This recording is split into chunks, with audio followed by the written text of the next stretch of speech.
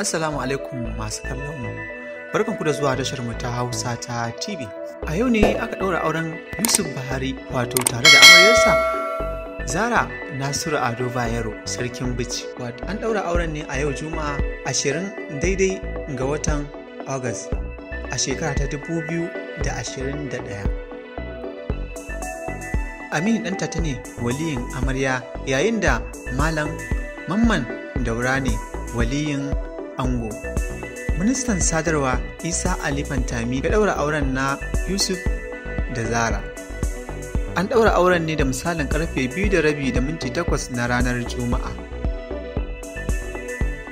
Manyan jami'an gwamnati da 'yan siyasa da suka hada da gwamnoni da 'yan majalisa da ministoci da dai sauransu.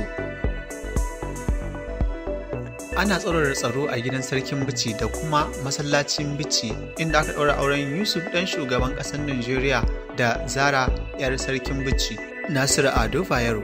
Haka kuma akwai jami'an tsaro a duk titunan cikin garin Bichi.